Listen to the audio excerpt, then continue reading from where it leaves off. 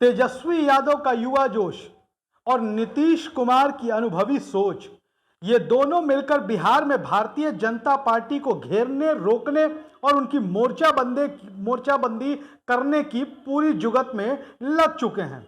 हालांकि इसका नतीजा क्या निकलेगा वो चुनाव के परिणामों से ही साफ होगा, लेकिन जिस तरीके से नीतीश कुमार और तेजस्वी यादव सधे कदमों से बिहार की राजनीति में भारतीय जनता पार्टी को रोकने की राजनीति और रणनीति दोनों बना रहे हैं और इस पर काम बहुत तेजी से चल रहा है। दरअसल आपको बता दें कि नीतीश कुमार बिहार ही नहीं देश की राजनीति के बड़े माहिर और घाघ खिलाड़ी माने जाते हैं। उधर तेजस्वी यादव आज की तारीख में बिहार की सबसे बड़ी जनाधार वाली पार्टी के नेता हैं। हालांकि आरजेडी के मुखिया लालू प्रसाद यादव हैं, लेकिन राजनीतिक तौर पर लालू प्रसाद यादव ने अपनी विरासत तेजस्वी यादव को सौंप दी है और लालू प्रसाद यादव के जो वोटर हैं, आरजेडी का जो वोटर है, कैडर है, वो तेजस्वी यादव में ही अपना नेतृत्व देखता है। हालांकि लालू प्रसाद यादव स्वास्थ्य संबंधी असुविधाओं या अड़चनों का सामना कर रहे हैं। लालू प्रसाद यादव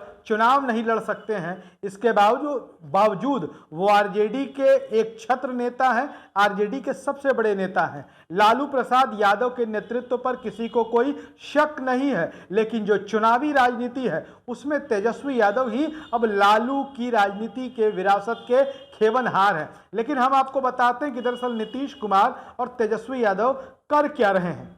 जातिगत जनगणना की बात कर लेते हैं। जातिगत जनगणना को लेकर सुप्रीम कोर्ट से जो फैसला आया, कह सकते हैं सरकार के पक्ष में आया।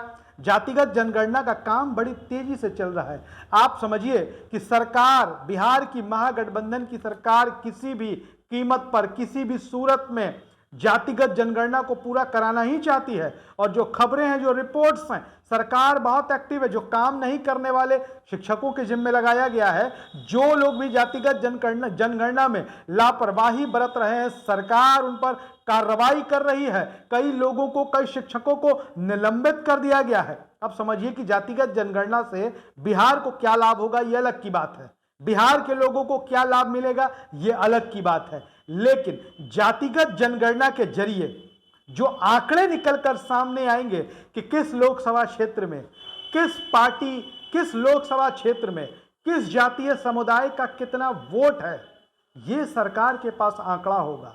और जब यह आंकड़ा सरकार के पास होगा तो भारतीय जनता पार्टी से लड़ने, भारतीय जनता पार्टी को रोकने, भारतीय जनता पार्टी को थामने का काम बिहार से शुरू हो जाएगा। दरअसल जातिगत जनगणना बिहार में एक प्रयोग है और लोकसभा चुनाव में अगर जातिगत जनगणना के आधार पर सोशल इंजीनियरिंग, हालांकि आप इसे जातिवाद की राजनीति कहते हैं, जात पात की राजनीति कहते हैं, लेकिन इसको सभ्य शब्दों में नाम दे दिया गया है सोशल इंजीनियरिंग का। और लोकसभा के चुनाव में यह सोशल इंजीनियरिंग महागठबंधन की तरफ से आपको साफ साफ नजर आएगी। हालांकि भारतीय जनता पार्टी भी खूब सोशल इंजीनियरिंग कर रही है। उन्होंने कुशवाहा बिरादरी से आने वाले सम्राट चौधरी को बिहार बीजेपी का अध्यक्ष बना दिया। इसके बाद विधान परिषद में भी हालिया नियुक्ति हुई हरी सहनी का बहुत लोगों ने नाम भी नहीं सुना होगा, लेकिन वो अब विधान परिषद में विपक्ष के नेता हैं।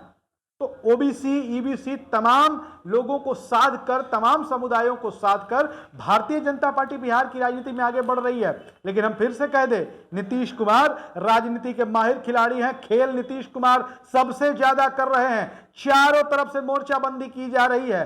बीजेपी को रोकने की हर संभव कोशिश नीतीश कुमार की तरफ से, महागठबंधन की तरफ से, इंडिया गठबंधन की तरफ से होगी। लेकिन आपको बता दें कि काम सब कुछ हो रहा है। आपको लगता होगा कि नीतीश कुमार, तेजस्वी यादव आते हैं चुनाव पर कोई बात नहीं करते।